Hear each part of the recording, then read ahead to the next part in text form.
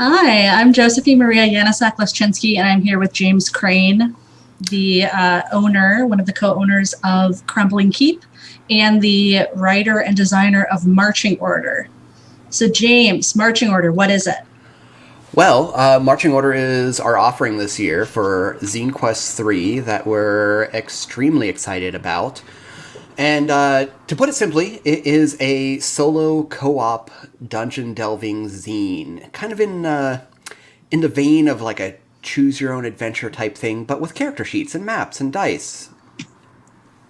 All right, so you were inspired by Choose Your Own Adventures for this, an old school revival gaming, right? Yeah, like definitely inspired by choose your own adventure books, but also things like Four Against the Darkness, which is a great solo line, and Mm-hmm. Call of Cthulhu's like Alone Against the series, which are also really fun solo games. Honestly, it actually kind of started when I was playing a silly mobile phone game on my phone, Interesting. which is apparently reminiscent of Darkest Dungeons, which I haven't played, but the idea in the game was that your characters in it were in a line, and each Mm-hmm. character's actions had a certain distance they could travel. Like some could only affect people right in front of them, some had to shoot people that were farther away, yada yada. And I thought this could be a really fun solo RPG port. Awesome. So there's a lot of strategy. So some of your characters are going to be able to hit something right in front of them. Some of them you'll have to plan for ranged attacks. Is that right? Yeah, like where you're at in the marching order is pretty big on importance in the strategy, right? Mm-hmm. So, for instance, you have the cell sword. The cell sword can hit a creature that's either right next to them or one figure away. So, you got your cell sword, you put them up front.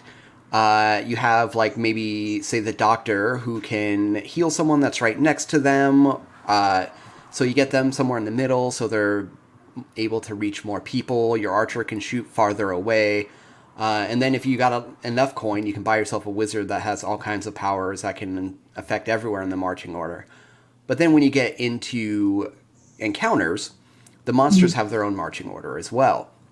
So they are all like all of their actions are like random dice rolls. You roll to see what the enemy is going to do because it's GMless, right? So you roll the dice to say what the enemy's going to do. You roll the dice to follow that through, and a lot of them have powers that will make your marching order change up. So there's a kind of chaotic element involved in it. Mm-hmm. And then at the end of each creature's turn, be it the rogues on your side or the enemies on the other, we have a mechanic that we've lovingly called the bullshit dice that adds a further element of chaos. Like if you roll And it, that's the official name, right? Bullshit dice. yeah, you know, we Very were nice. just kind of like we were just going by it for a while, and it just worked, and we liked it, and we're like, we could pick something that we don't like as much, or we could just keep calling it the bullshit dice. So let's do that. And if you roll like a 6 in it, a positive thing about your character will trigger. Like if it's the doctor, maybe they can remove a status effect from somebody, or maybe they can get an extra turn or something like that. But then all your characters have flaws too, and those trigger on a low roll. A starting character has one flaw, so it'll trigger on a roll of 1, which maybe you have to skip a turn. Maybe the doctor gets high in his own supply and gets like a -2 to defense. But yeah, that's the kind of flavor we're going for. And thank you, Abigail. Yeah, we kind of are rocking the hair today. Thanks, Abigail. So we're talking about a randomized solo game where there's obviously a lot of chance that's involved. And you mentioned coin before. Coin is what the game's all about, right? That's what you're fighting for. Yeah, like I wanted a nice simplified system, right? Like with as few currencies to keep track of as Mm-hmm. possible. So you go into the delves to earn coin. That's the main reason you're going adventuring with these characters, and everything's kind of themed that way as well. But coin is also what you spend to get more skills, which is kind of like what leveling up is, right? You get more actions you can perform. You can spend coin to get rid of some of your flaws by hiring a life coach. If you get enough coin, you can buy more rogues that are more powerful. So, you know, when you start the game, you have a certain amount of coin to spend on your starting party, and that gets used up pretty quick, especially if you're buying equipment. But there's some cooler ones out there, and if we hit some stretch goals, we have some great ones that are coming up for that. But yeah, it's all about the coin for sure. Excellent. And tell me more about the setting. So I'm definitely getting like a medieval fantasy. Does everything take place in a dungeon, or are we talking about a wider world? Well, for now, and already like my head's spinning with like future supplements if this does well. So I'm really hoping it does well, just so I have that excuse. For now, most of the action does take place in a dungeon, which might be a literal dungeon. It might be like the first adventure is called the Decaying Manse, where it's like a broken down old mansion that you're going through. So like kind of room crawl by room crawl. It's a low fantasy type of setting, like definitely inspired by things like Black Company and things such as that, where it's just, there's a lot of rain, your rogues are generally miserable, but it takes like a lighthearted approach to it. So it doesn't get super dark without having a sense of itself, Yeah. And there's somewhere else I was going to go with that. Oh, then there's also the rest phase after you go on a delve, which takes place in the lovely town of Rot Bottom, which is... Lovely name. Yeah, thank you. I was pretty happy with that one. Are they selling vacation packages, or?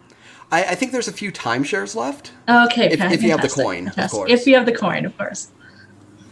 So that's where you buy your services, and there's also like a carousing table if you want to go carousing in Rot Bottom, and we're offering a location on our Patreon too in Rot Bottom to kind of expand the game with little mini games your characters can go through between adventures. Excellent. And that's the Crumbling Keep Patreon, right? Yes. Patreon.com/crumblingkeep. Perfect. And as far as the game itself, so I know there's a lot of random elements as far as like what you're up against, how some other elements within the game. What about the actual adventures? Are these all preordained maps, or how do you generate an adventure? Yeah, so it's interesting because in a sense they are all their maps are predetermined, but that's what I'm looking for here. I said preordained, but thank you. Because you're the god as the creator of the game, but predetermined's perfect. So they all are preordained, but you're not presented with a map as a player. Because I kind of wanted to have that choose your own adventure feel to it. So you start on the first passage that gives you a little bit of description of what you're doing and gives you the setup and kind of gives you your goal why you're going on this delve in the first place. And then after that, you're presented with a piece of the map where you're at. So maybe that's the initial hallway you're in, right? And in this initial hallway, there's a few doors, and each door is labeled with a different passage. So if you go through those doors, you're going to turn to that passage, read that, and attend to what happens there. There might be things to interact with other passages you can go to. And then in the text itself, sometimes you have choices that aren't necessarily on the map. Like my favorite one thus far is, there's 3 holes in the wall. Do you want to reach into them? Which one do you want to reach into? Because who can say no to that? Fantastic. Extremely creepy. Excellent. Right? Yeah. Thanks. And can you choose not to? Yeah, totally. Fantastic. I'm scared. I'm a scaredy cat. I don't want to. It's been fun playtesting with people because there's a few hooks like that where it's like, yes, you can do this thing that feels hella ominous. And if you're the curious type, you're going to be like, well, I got to know what happened. So yeah, I'm going to reach into a hole. But I've played with people that are like, no, why would anyone do that? No, I'm going to the next room. So it's been fun watching people play test this just to see the variety of ways people play it in terms of like how they interact with the story, but also like how they interact with it strategically as well. When I looked at it, I was like, well, there's a party build everyone's going to take, and they're all going to make their characters in this way, like I'll have to watch that and see if I can't change it up. But no two people have actually done that yet. It's fantastic. Yeah, it's fun to watch people try and break your game, and I honestly mean that. That's awesome. And so it sounds like you've designed for the cautious rogues and the ones who are a little bit more expected, are going to run into every trap, run into every, stick their hand in every hole. Totally. Fantastic. There's definitely the, like, most things, like, I try to stay away from, haha, gotcha moments, because that's not fun for anyone except I guess a few DMs who I don't want to play with, you know? Yeah. But yeah, I like to telegraph those things. So you're never just like, you must stick your hand in one of these holes, but it describes the holes. It describes the ominous feeling. Like, it gives you the option of like, okay, look, this is probably going to end badly. You want to do it anyway? Awesome, let's roll. How do you want this story to go? And it being a solo RPG, there is a little bit of that storytelling element, right? Because you have the book where you're picking your options, and then you're, hopefully playing in the dark and picking what, hole to stick your hand into. So you do have that narrative, element as well as the dice rolling, right?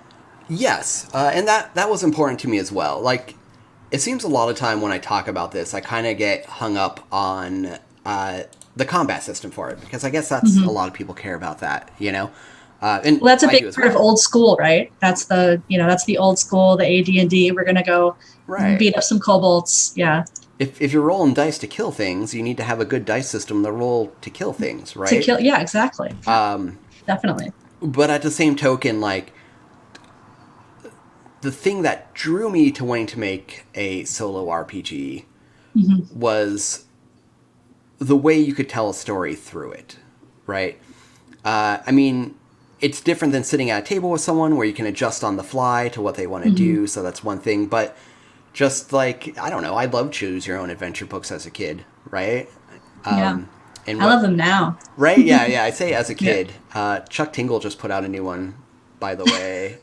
And just a little promo for Chuck Tingle. Yeah, right. I'll slip that in wherever I can. So I kind of want to check that out. But yeah, when I first played the Chaosium's Call of Cthulhu, like Alone Against series, like the first one I played was Alone Against the Flames. I was like, this is great. This is like a cool way to spend an evening with like beverage of your choice and just like hanging out in this book with like a candlelit room, being your best goth self, Fantastic. And I love Chaosium, so that's good call out. So with this game, it sounds awesome. Where can people get it? So the easy thing to do is to go to marchingordergame.com. And that's going to not marchingorder.com. Correct. Not marchingorder.com. You go to marchingorder.com, you're going to get to some like graduation supply store, which is we're not selling graduation supplies. Yeah, if you get not there, yet. you've done wrong. So that is a stretch goal, though, right? Yeah, you get your gown and cap if we fund about 100th hour, so that's when we start unlocking that. Perfect. Marchingordergame.com will redirect you right to the Kickstarter, and of course, if you search for Marching Order on Kickstarter, you're going to get there as well. So, Josephine. Yes. Are you turning this around? I am. Are you flipping this on me? This is happening now. Dynamic change. Woo! Oh my God. I gotta turn off. Okay. Yes. So you also have a Kickstarter going on right now that is ending soon. Tell us about The Witch, the Wolf, and the Wedding. Yes, I will get the name correct as well. The Witch, the Wolf, and the Wedding. James was with me when I had to change the name because I launched it with a different name than what I originally wrote. So I had to change all the pictures to match. So unexpected name change. Yes, so that is ending on Sunday. That's my first Kickstarter, not my first RPG, but definitely my first Kickstarter. It was funded in 8 hours, which is fantastic. And that's a narrative 2 to 3 player game with a totally system that I invented, totally new system, no dice. I love dice. I love taking handfuls of dice and throwing them at a wall, but this is played with tokens. So it's set in Slavic, Germanic, folk tales and fairy tales. It's about being 2 kids or a maiden or a knave lost in the woods trying to accomplish something. And a narrator is trying to stop you from accomplishing that thing the whole way. And that's the other player. I should be better at talking about this now that I've run a Kickstarter for it, but it's weird to talk about your own game. Yes, it is. Sometimes I think it's easier to design it than to write the dust jacket cover that tries to summarize you want me to fit all my genius in what? But one thing I have to say is that from being a member of your Patreon and seeing your work, and also just watching this Kickstarter, you nail dark woods spooky vibes so well. And that's how I try to live my life. Thank you. That's just just what I go for aesthetically. You're really killing it. P.S. all around. So yes, using tokens instead of dice. And Yes. do you still have some of the token tiers left? Because those Yes. The playset tiers, yeah, those sold out immediately. And there are a couple of playsets. So there are tokens, and that is how you decide who controls the narrative. Whoever has more, you can get more when you get lost in the woods. You get a chance to draw one of your own tokens, or so you'll draw the other person's token, and then that's bad news for you. So those are really important. There's also pawns. Pawns represent magic and home. So the idea of like power and coming home. And you could trade those to win where the narrative is going. Once you do that, though, those are out. So we still have tiers of just the tokens. And then we do have a couple tiers left of the pawns as well. And the pawns are special because they can be something that's personal to you outside of the game. That was my envision, how I envisioned it. So like I have like little rocks, like a bead that is really important to me. As a kid, I had like a treasure box with all these little items in it, and I still have that box. So I plan to be pulling that into my game. But I am selling as well pawns if you don't have, something special. You want to create a new special memory. But those go really quickly. But it's not a game that you need to buy pieces for. You can use rocks, you can use ripped up pieces of paper, whatever you want. That was a great description, and just I love the idea of the treasure box. And while I grab some of the pawns, I also kind of want to figure out what my own pawns could be now after hearing that description. That is something that I was hoping people would get more into, and maybe after the game is released and I do a little bit more work on it, it'll still be available after the Kickstarter ends on Sunday. But I want to make sure that people, really get personal with it, because this game did come out of my personal experience as a child, and also just wanting, thinking about how special little objects are and how hard it would be to like give up your object. Like, okay, I don't want to fall into a dark hole in the woods right now, so I'm going to have to give this thing, but I'm carrying it with me the whole way, and I'm not sure if I quite want to give it up, but it's the hole or the little stone. It's one or the other. Oh, that is, wow. It's like, honestly, just like a little bit of chills just now. That is so cool. Lovely. Can't wait to see this zine. It just sounds so, and I know I'm not the first person to use this word when it comes to describing this zine. It just seems so like intimate and spooky and sweet, all in like equal measure. That is what I was going for. And I just got, we met stretch goals. So I was able to bring on Hannah Chitani, who's an artist, is going to be doing the interior art, and then Meredith Dillman, who's a fantasy illustrator, who's going to be doing the cover art. So we're going to have some very spooky, very beautiful, hopefully like fluid art to inspire people's stories as well. So you can kind of look at that almost like a storybook while you're making up your own stories. Oh, that is so good. So obviously this is a one-shot type of thing. Yeah. What's the time frame look like? So when I've played through this, I've had people do stories in like an hour. Mm-hmm. If you're really ready to just like fight it out. Some people really just want to duke it out, which is fine. You can do that with the system I made up. If you want to tell a lovely story, 3 to 4 hours is a very pleasant, very, an evening in with some, tea or something with 2 of your favorite people. So 3 to 4 hours is a perfect, I think, time frame for that game, but definitely a one shot. Doesn't mean that you can't take the same characters and then make more stories later. Ooh. But there's no like leveling system right now or anything like that. It's really just about this one story. Right. Yeah. Well, it is kind of nice to think about, like, if you get in that position where you just had a story, you really love the characters and you want to visit them again someday, you can, Yeah, I mean, when I was making the game, a lot of the inspiration comes from stories like Vasilisa, who's this girl who faced off against Baba Yaga. And Baba Yaga, too, those are 2 characters that come up all the time in Russian and Polish myths. So you could easily have Vasilisa fighting Baba Yaga, and then she, somebody's trying to force her to marry them. That's another story. So that's a different, adventure. Baba Yaga shows up, and she tries to tempt everybody over and over again. So you can feel free to bring her back in other stories as well, because these are more archetypal characters. So feel free to keep using your characters just in new situations. Yeah, and it's just, one and done on Baba Yaga. That just doesn't seem right. Baba Yaga's pretty much in every, like, even if you don't see Baba Yaga there, yes, she's in the story. Her force is there. Her space, the things she does. Yeah, there are some stories I was reading right as I was launching the Kickstarter where she literally just like shows up, hands off to the knave in the story, like this very powerful magical item is like, and leaves, and then it totally ruins his life and you never see her again. And he has to like fix it. Which is another way you can play the idea of the witch, the wolf, and the wedding. Those are 3 different types of challenges that are could be more symbolic, could be literal. Like the witch or the wolf is like temptation. The witch is like, trying to trick you or get something from you. The wedding is obviously about being forced to give yourself over to something. So all of those could be recurring themes, but they don't have to show up literally in every story. That's awesome, and I really look forward to playing this. It just sounds... this is a word I often find a hard time like using it in a proper way that it feels right, but it feels dreamy a bit, Thank you. Okay, so put you on the spot one last time. Yes. And if you need a moment, I got some ideas about this too. But in Zine Quest 3 in general, do you have any favorite zines out there that you're like, okay, this is really cool?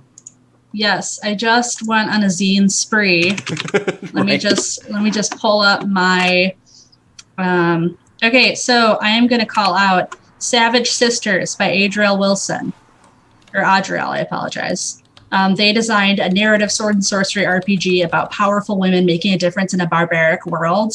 I know I created a very like dreamy, narrative, lovely, I think, RPG, but I love like hardcore, like beat 'em up, hit 'em with an axe type RPGs. And I love when they're like these, there's something so powerful about femme characters. So I'm excited for this one. And also Wise Women by Alexandra Brockman.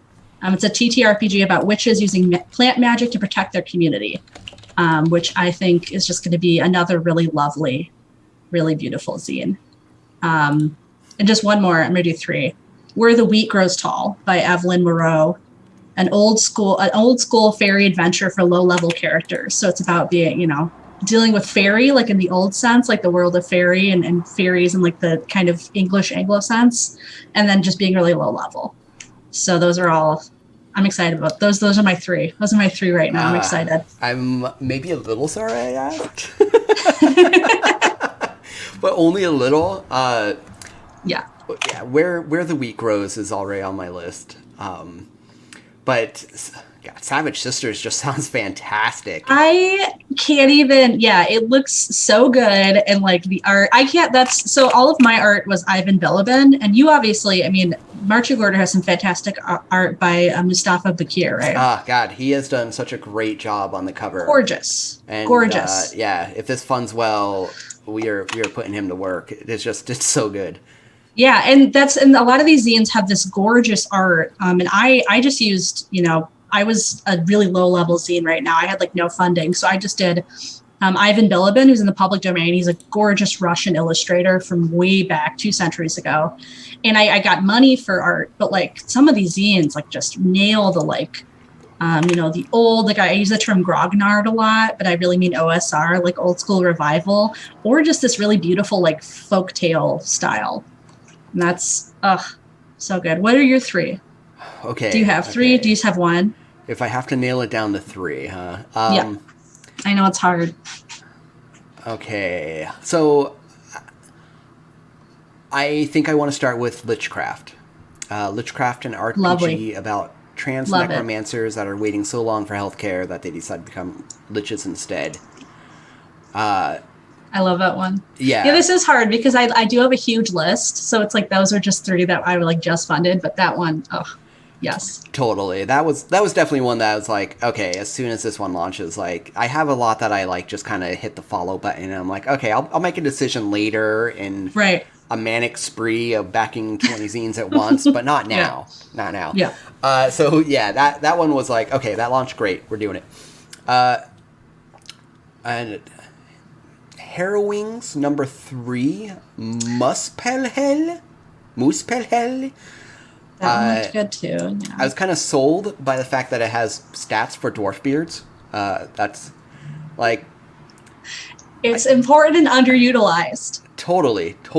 I've never really wanted to be an elf. I've always dwarf all the way. Same. I'm a dwarf. Like I'm not. Yeah. I mean, like in fantasy realms, I identify most with dwarves. Yeah. Totally. They know how to party. And we burn those elves. Number three. Okay. There's a lot of cool things, obviously, but I think there's something I like about Back Again from the Broken Land, and the niche that it from what it looks like, the niche that's fulfilling that. I'm like, well, this doesn't seem like it's been done before. It's like it's kind of after the big adventure, right? Mm-hmm. Like it's after the ring's been thrown into the volcano in Mordor, and the journey back from that. And Without the eagles, though, right? I don't know 100%. I've been reading the campaign updates daily to see if it mentions eagles, and it just hasn't yet. We should just ask. Where are the eagles? Are there eagles? 2 question That should marks. be a standard Zine Quest. Actually, where are the eagles? In marching order, where are the eagles? Well, one of our stretch goal adventures that I am going to title right now and quickly change all the graphics to represent is Rise of the Eagle Queen. Perfect. And Perfect. yeah, I think there's something sweet about that, of the, like, we never think of the afterwards of these big, crazy, epic stories and the people it leaves behind. So, yeah, I think that's what I'm going to make my number 3, and I hope I never have to make that decision again. I know. And there are some that aren't even launched yet. And I'm just like, this Zine Quest has been just phenomenal. Oh, yeah. Like, beyond just the sheer how many people, are launching zines. But back to marching order, away from all of this stuff. It is launching tomorrow. Did you decide, is it noon CST or what? Gonna go with at 11 o'clock CST, 12 o'clock Eastern, 9 o'clock Pacific. When deciding on when to launch, I'm turning 40 tomorrow. And in this age of COVID, I'm like, well, happy I'm not birthday. going anywhere. Thank you. So what better way to what better way to spend it than to fret over a Kickstarter all day? So That's lovely. We'll be plastering it on the social media once it launches, of course. But 11 o'clock Central, it'll be happening. And it feels like it's been such a build up for this project. And I can't wait. It's been a build up for me too, as a person doing a lot of the marketing. And this has been like, I'm so excited for this zine. Like, I'm excited to throw money at it. I'm excited to see it. The cover art is phenomenal. Like, Mustafa did an amazing job, just like capturing, like, I feel like you look at that zine and you know exactly how it's going to feel playing it. Yeah, Brad and I, when we were talking to Mustafa, like Brad had like a super rough sketch of like, well, here's a hallway and here's some circles in it. Mm-hmm. Like, we want to get like the kind of cramped feeling, like there's not enough room to fight side by side, so everyone's kind of in a line scrambling over each other, which is like definitely like a kind of old school feel in and of itself. Yeah. And then he took that and he made a cramped ass dungeon hallway of like full of goblins that look like they're just surging forward, and it's just, we could not be happier with the cover art that he did. It was perfect. Awesome. So tomorrow, marchingordergame.com or Kickstarter / is it marching order? I assume you got Kickstarter.com. I should know this too. I think I have. Right. Like, we're both like scrambling now. Like, maybe.